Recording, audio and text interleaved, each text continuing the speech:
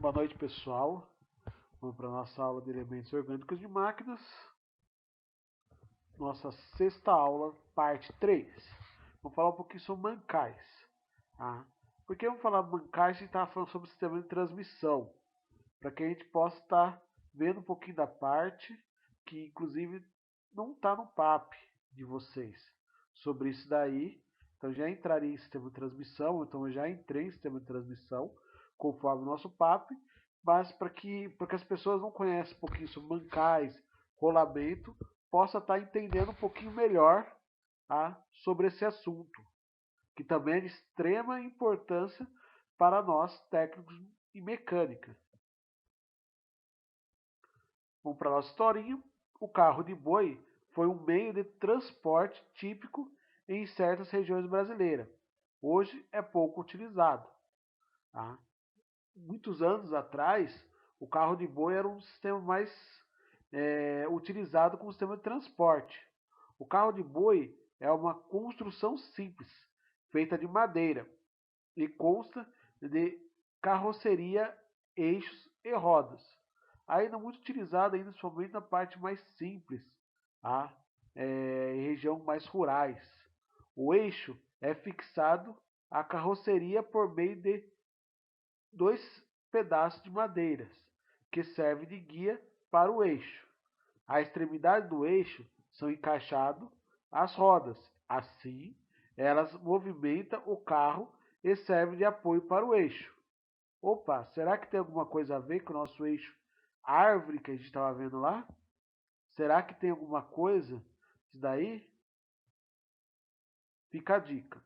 Os dois pedaços de madeira e as rodas que apoiam o eixo constituem os mancais do carro de boi. Os mancais podem ser definidos como suporte ou guia em que se apoia o eixo. No ponto de contato entre a superfície, o eixo e as superfícies mancais, ocorrem restrições. Depende da solicitação do esforço. Os mancais podem ser de deslizamento ou de rolamentos. Olha que interessante. Há muitos anos atrás, se vocês observarem, já eram feitos sistemas que hoje ainda utilizamos, lógico, melhor adaptado, com melhor material, mas que era da antiguidade que a gente acabava utilizando. E aqui a gente vai ver um exemplo aqui, ó. Olha o desenho dele. A roda e o eixo central. E olha o detalhe do eixo. Olha lá, o eixo é preso e a roda. Tá? A parte inferior num carro de boi. Então ali é onde. Que, ah, professor, mas hoje, por exemplo, tem as carrocinhas do carro. Mas a carrocinha do carro ele é um pouco diferente. Porque entra alguns sistemas de mola, tudo isso. Carro de boi não tinha. Tá? Os mancais de deslizamento. Geralmente, os mancais de deslizamento constituído de uma bucha fixa num suporte. Esses mancais são utilizados em máquinas pesadas ou em equipamentos de baixa rotação, porque a baixa velocidade evita superaquecimento dos componentes exposto ao atrito. Então aqui, se vocês vão ver, ele tem um copo de lubrificação, ele tem as buchas, o furo do eixo, tá? E a tampa. O uso da bucha de lubrificação permite reduzir esse atrito e melhorar a rotação do eixo. Então, quando você tem uma bucha de lubrificação, você vai ver que ele diminui o atrito. Então, uma coisa que tem que sempre observar. A bucha são, em geral, copos cilíndricos ocos que envolvem o eixo, permitindo-lhe uma melhor rotação. São feitos de materiais maciços, como bronze, ligas e metais leves. E os mancais de rotação? Quando necessitam de mancais com maior velocidade e menos atrito, os mancais de rolamentos é o mais adequado. Então, os mancais de rolamento, a gente vê muitos anos atrás, por exemplo, quando a gente era criança, a gente pegava rolamentos para usar no carrinho de rolemã. Nada mais do que era isso daí, sistema de fixação colocado no sistema de rolamento. Os rolamentos são classificados em funções dos seus elementos rolantes. Veja algumas figuras aqui. Rolamento de esferas, rolamento de rolo e rolamento de agulha. Normalmente encontramos muito rolamento de esfera ou rolamento de rolo. E aí a gente começa a observar algumas coisas. Opa, quando começa a fazer barulho na roda do carro, será que pode ser um rolamento que está sem lubrificação? Pense nisso. Os eixos da máquina geralmente funcionam assentado em apoios. Quando o eixo gira dentro de um furo, produz-se entre a superfície do eixo e a superfície do furo, com um fenômeno chamado atrito de escarregamento. Quando é necessário reduzir ainda mais o atrito de escorregamento, utilizamos um outro elemento de máquina chamado rolamento. Os rolamentos limitam ao máximo as perdas de energia em consequência de atrito. São geralmente constituídos de dois anéis concêntricos, entre os quais são colocados elementos rolamentos como esferas e rolamentos de agulha. Pessoal, a gente vai ter uma matéria só onde a gente vai ver um pouco mais sobre isso, vai calcular um pouco mais sobre isso. Aqui a gente está entendendo um pouquinho quais são os elementos de uma máquina. E aqui a gente vai ver um pouquinho como funciona o rolamento. Os rolamentos de esfera compõem-se, olha lá, as esferas, os anéis internos, os canais, anel externo, a porta de esfera, e os anéis externos. Bom, então a gente está vendo aqui como que é. E se você observar, tem um número nele. Olha lá. Esse número é o que vai ser padronizado o rolamento. Então, quando você vai pedir um rolamento 6210, ele vai sempre aquele rolamento. Aqui, ó, olha lá. As dimensões de cadeira do rolamento são indicadas nas diferentes normas técnicas e catálogo do fabricante. Então, através do catálogo, você consegue ver as inscrições do rolamento.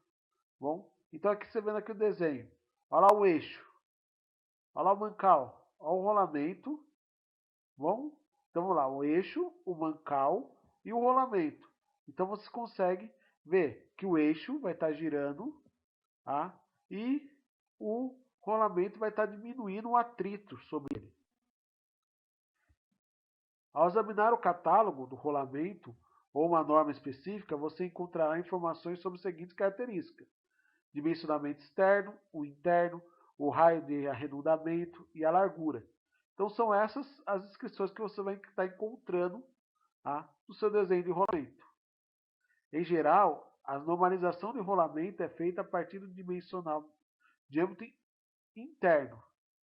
Então, a normalização do rolamento é feita pelo diâmetro interno. Isto é, a partir do diâmetro do eixo, como você vai ver o diâmetro do eixo, em que o rolamento é utilizado. Para cada diâmetro são definidas 3 séries de rolamento: leve, médio ou pesado. As séries leves são usadas para cargas pequenas. Para cargas maiores, são utilizadas a série média ou pesada.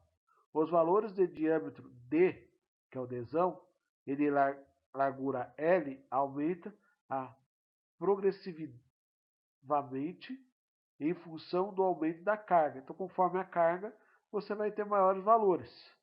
Os rolamentos classificam-se de acordo com a força que eles suportam. Pode ser radial, axial ou misto. E aqui a gente vai ver um pouquinho sobre eles. Aqui o rolamento axial não suportam cargas axiais e impedem o deslocamento no sentido transversal ao eixo. Então, esse daqui é a carga radial. Bom, e aqui a gente está vendo o desenho dele.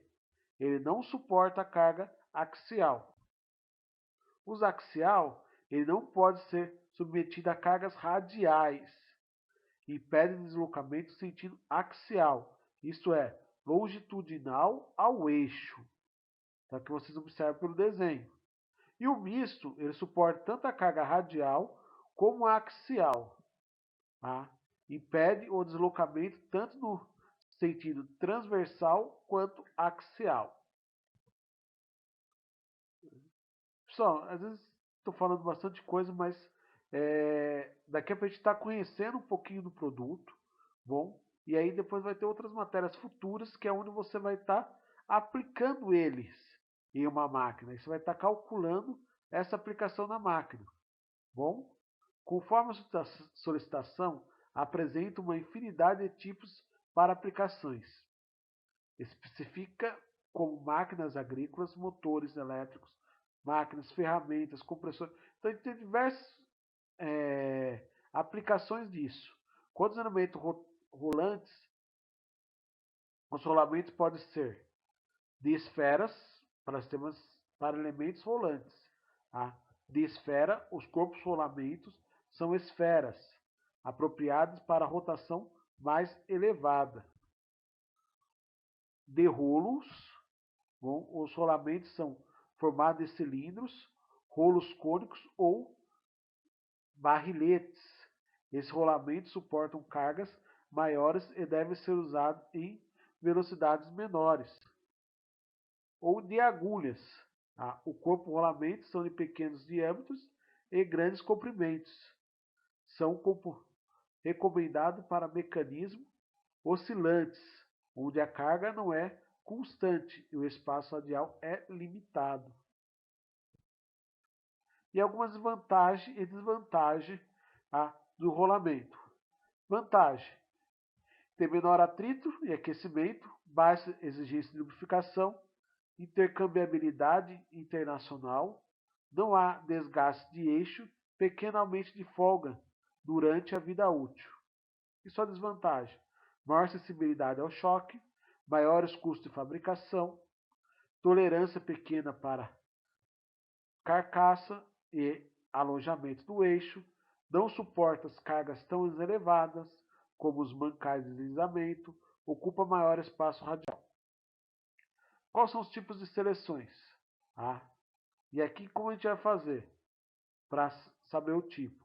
Olha lá o número do rolamento, 6210, mesmo que a gente estava vendo lá no outro desenho. Olha lá. E aqui a gente tem o quê?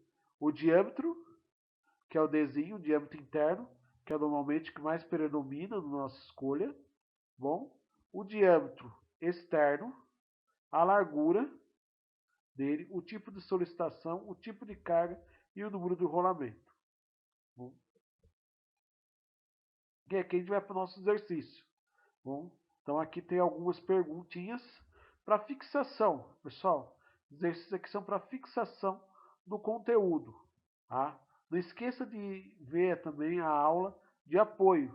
Tá? Eu estou pegando as aulas de apoio que falam bem sobre os assuntos do Telecurso 2000, tá?